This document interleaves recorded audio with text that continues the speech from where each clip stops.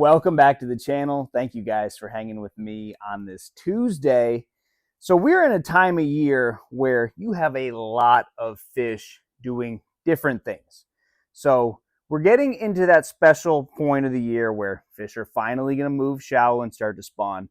But as much as the weather, the trees tell us that it's full on spring, there are still some fish that are super pre-spawn and maybe even in their winter pattern. So when you have fish divided like this all throughout the lake, it becomes pretty challenging to pick what you want to fish, how you're going to fish for them, and where you're going to fish. Do you go out and just target pre-spawn type spots, which are getting thinner and thinner as the days go on? So those fish are harder to find when they're already very challenging to find. You have fish that are on the bank, but maybe there's not enough. You know, you're dividing those fish up with a lot of people and trying to go and catch those when they're just not there yet can be very challenging. And that's when I think you have to mix in some different options. You know, as much as I like to just go and crank and jig and chatterbait and do all that, that's not always going to be the only thing that you can do. And we just got a good little thing from the classic on the pink chatterbait, and I think pink is a great color. It's a great color because it is a natural color. You know, if you look at shad, they have a pinkish hue to them. They're not just white and silver. There is a pinkish color to them. And I've been buying pink baits for the tackle store that I used to work at. I worked there for 6 years, and you could always find a pink swim bait, obviously the pink Morning Dawn robo worms, pink Ned rigs, and pink lipless crankbaits. Some of my favorite baits are in that pinkish color, but it's like any bright color, you got to know when to set it down. You know, a chartreuse is a great color on cloudy, low visibility days in certain types of stained water, but if you have clear water, no clouds in the sky, chartreuse is going to deter fish. It's not going to attract fish. So I'm going to go into some of my best pink colored baits, and then when you don't have the perfect conditions for pink, what do? So if you're catching them on a pink bait, how do you roll it back a little bit, chill it out a little bit? But I'm going to give you a perfect example of that pinkish hue. So this is a very natural color swim bait, green back. You have that whitish, kind of a glimmery bluish pink. So if you can see that, there is a little bit of a pink hue when sun shines into it.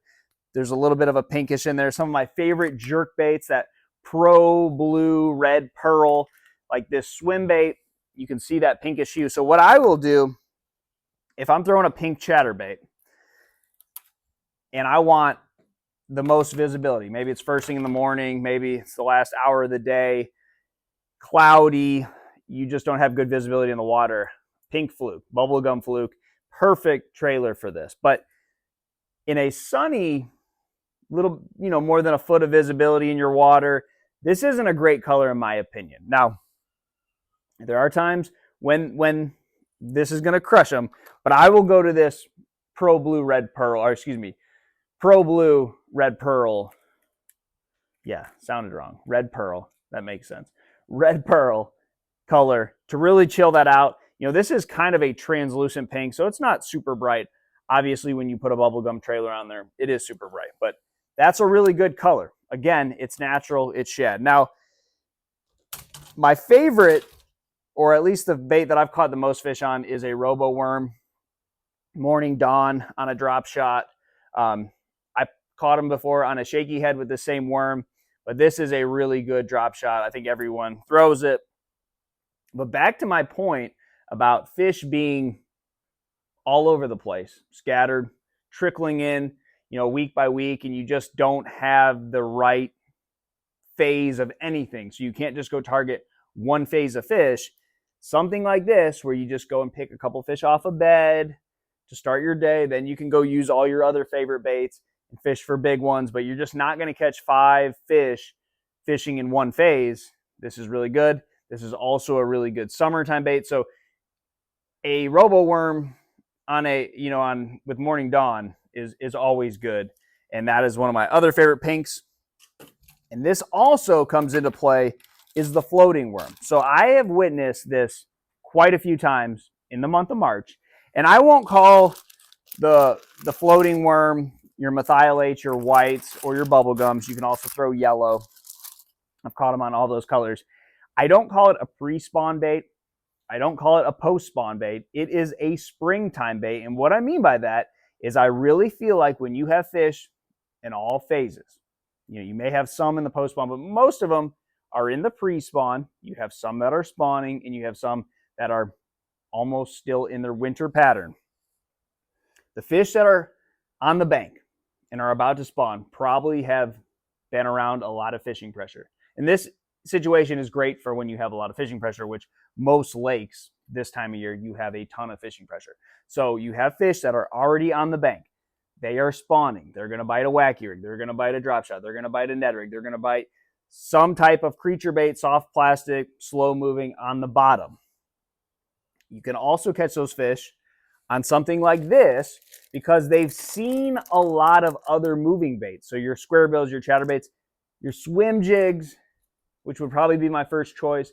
But if they're not going to bite all those, the floating worm, my favorite color, either bubblegum or methylate, pink, again, is going to be a player. And not just on getting bites, because you can probably catch fish on all those other baits I named. The bigger, more quality fish, the smarter fish, they will bite a floating worm when they won't bite anything else. So most of those fish are pre-spawn, maybe a day or two away from spawning. That's when that really plays. So there is something special about the color pink in the summer around bedding fish and right before they spawn. Could it be just bright colors? Is pink the bright color that fish don't see as often as your chartreuse? Those could all be. I'm not trying to get into a fish's head any more than that, but pink is a very important color in bass fishing. And again, the fish don't see it as much as they do the other bright colors. So try that this spring. Good luck to you guys, and I'll see you on the water.